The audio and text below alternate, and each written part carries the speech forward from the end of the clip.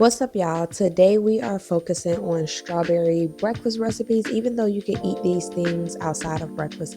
Today we are making the strawberry oatmeal crumb bars, baked strawberry donuts, and then strawberry muffins. These recipes you can also change for other fruits. So if you don't want to do strawberry, you want to do blueberry, banana, you can do that. Or you could just have these things plain. I did start some of these recipes by looking up online at different ones, but ultimately I made them my own because I just can't help myself. I have to add my own, little razzle dazzle. So I'm going to give you the recipes and kind of walk you through different things that I'm doing in the video. First up is the fruit oatmeal crumb bar. I call it the fruit because you can change it, but in this case it is the strawberry. I was pleasantly surprised with this, and I feel like you can probably even use leftover jam or jelly you may have instead of the fruit. But it took 1 and 1.5 cups of flour, half a cup of sugar, 1/4 teaspoon of salt, a half a teaspoon of baking powder, 3/4 cups of old-fashioned oats, a half a cup of cold butter. Yes, cold butter, kind of like when you do biscuits. And then 1 egg white, not the yolk, and 1.5 cups of washed diced fruit, a half cup of sugar, and then 1 tablespoon of cornstarch. If you don't know how to get an egg white, you're going to crack the egg, but kind of like tilt it side to side without just breaking the egg totally and allowing everything to fall. How I'm doing right here, just kind of tilt it side to side. And the clear liquid, the slimy looking part, that's the egg white. And then the egg yolk, you kind of keep. I made the mistake and threw the egg yolk out, even though I needed the egg yolk for another recipe, I believe the donut recipe. You can do this with 2 forks. I ended up doing it with my hands. If you have, I believe it's called the pastry cutter. It's like a handle with the slices and it's kind of like rounded. And you can kind of do that with this dough. Also, when you do it with your hands, don't over mix it because the heat from your body and your hands could cause the butter to melt more than it need to. But you can do it with the fork. I just kind of got frustrated and said I'm gonna just do it with my fingers, and I did. But for the most part, I did it with the fork. And this you're going to layer into the pan. You want to oil grease the pan. If you have a spray it and then line it with parchment paper, because this becomes very sticky when you do the fruit mixture, the sugar and cornstarch mixture. That causes it to stick to the parchment paper, kind of like tacky candy. So you don't want to just pour it in a pan because it's going to kind of like get stuck. You're going to bake this for about 45 minutes. You can give and take it depending on your oven, so it may take 50 minutes or 40 minutes, but you're gonna do it on 375. So the steps would be preheat your oven to 375. You're gonna use an 8x8 pan. This is an 8x8 pan that I'm using. Line it, grease it, all of those things. Add the base ingredients to the bowl. So that's everything except for the fruit, sugar, and cornstarch.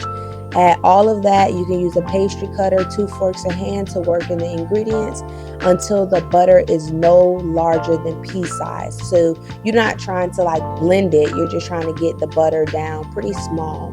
And the mixture needs to be crumbly. It is not going to be wet. And you will see that I put it on the baking sheet already, but you're gonna smooth it out. You can kind of just press it into the bottom of the pan, like make sure it's an even layer. You could do that with your hand, but you want to make sure you reserve some of that crumble, about 3/4 cups. You will see I reserved it. That's to top the top of the bar. So you're going to combine the fruit, sugar, and cornstarch like I'm doing here, and it's going to get it's going to have like a type of syrup, but not too much. It's not going to be watery per se. You want to make sure the strawberries or the fruit is dry, right? They're not soaking wet. And then you're going to toss it, mix it up, and then you're just going to take that and evenly spread it across the pressed dough that we already made. Then once that's there, you're going to crumble the rest of the mixture on top of the fruit, bake it for 45 minutes, and then allow it to cool for about 5 to 10 minutes. I let it cool a little longer, but it doesn't matter. You can store these on your countertop for a few days or in your refrigerator.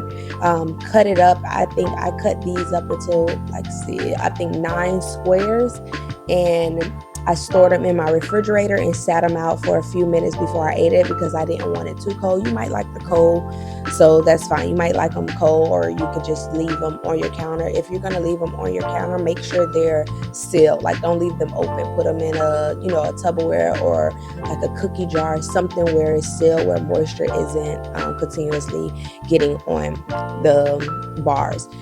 On this day, I did have my oven working overtime, so you will see all 3 recipes going in and out. Like, I put those in and started on the next recipe, and then I took those out while I was putting the next ones in. So I believe this one is the muffins. Now, this muffin recipe that I have finally solidified and came up on, I feel like this is the recipe that I will use for all muffins. This is going to be my muffin base. Like, any type of muffins I want to make, I'm going to just add to this. This is my ideal muffin recipe. I don't like super dry muffins, and I don't like super moist muffins where it reminds me of a cupcake. Okay. It calls for self-rising flour. You can make that at home by taking out I think 3 tablespoons of the flour in 1 cup, and then replacing it with cornstarch, I believe. I'm going to tell you once I tell you the recipe, but that's what I'm doing here, and I'm sifting it. This is a sifter. You could probably get one online somewhere. They're pretty affordable. I think I may have got mine from Walmart a while ago, or maybe even Amazon, but this sifts all of the extra, like maybe any little grains that's left over, but it also makes the flour more fluffier and just lighter. Which I think probably aids to this muffin recipe not being overly dry and dense and fluffy, but not so moist that you think you're eating a cake. For this recipe, you're going to need a 1/2 cup of softened butter. If you don't have time to soften your butter, or you don't allow it to sit out ahead of time, I sometimes, if my oven is on, I'll sit it on top of my stove because my stove warms up. Or you could take a hot glass and place it on top of the butter, and it will soften it up. Or you could just stick it in the oven for a little bit, while the oven preheats, where it softens it. But you don't want melted butter, you want softened butter. 3/4 cups of sugar.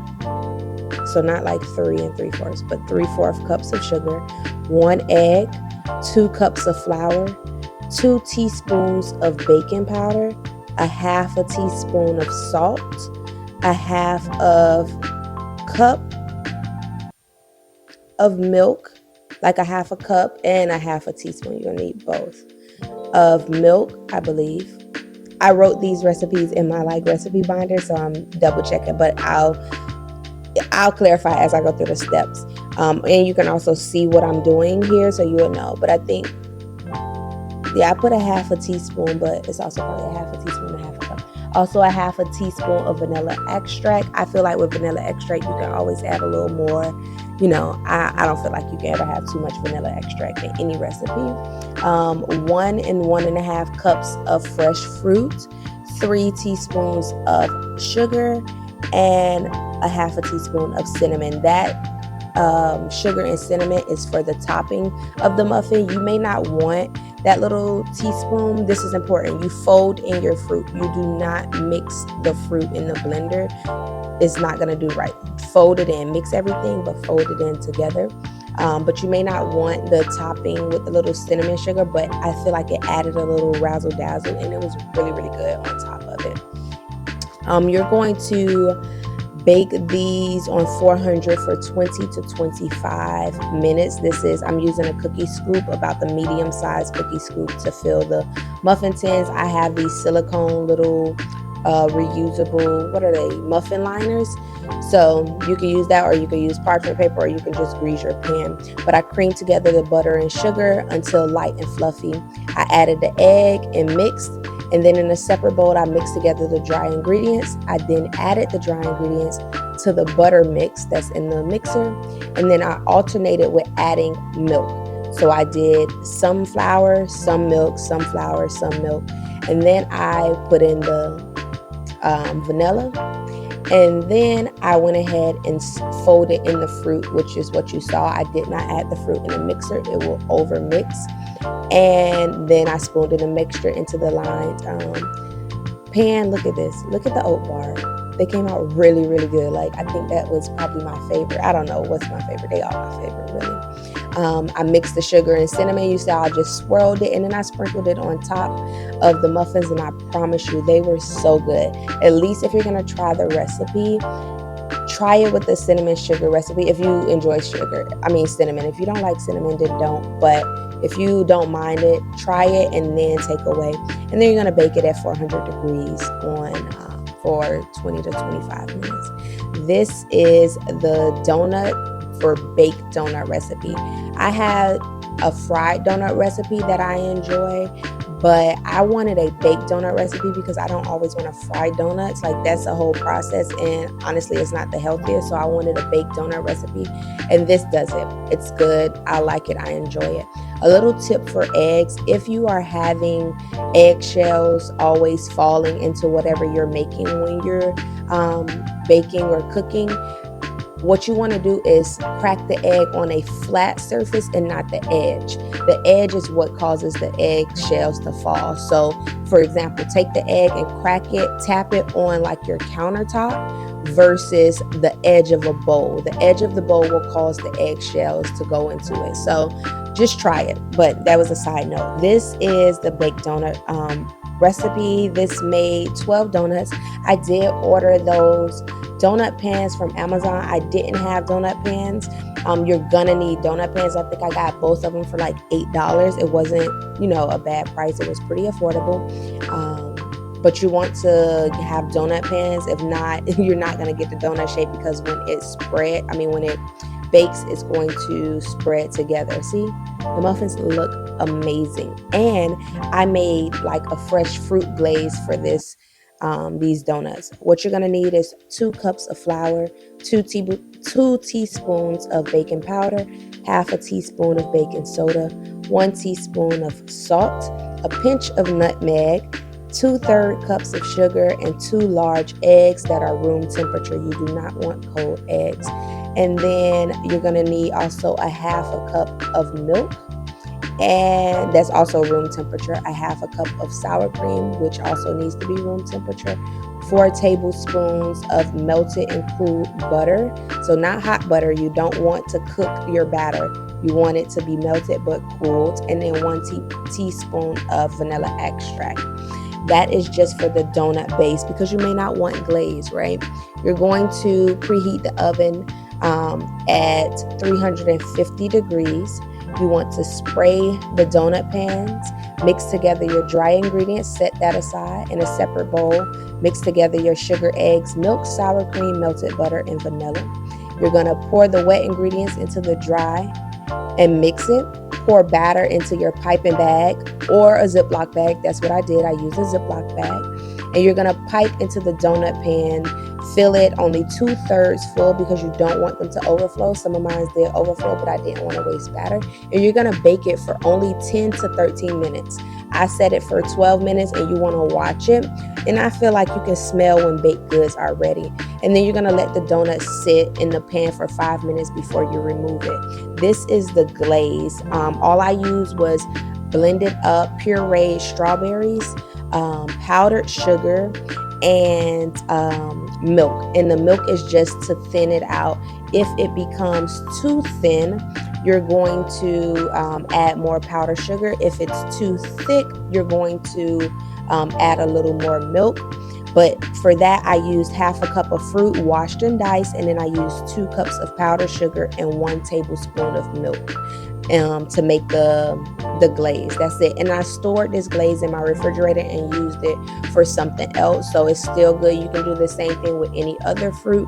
If it is too thick add a little more milk.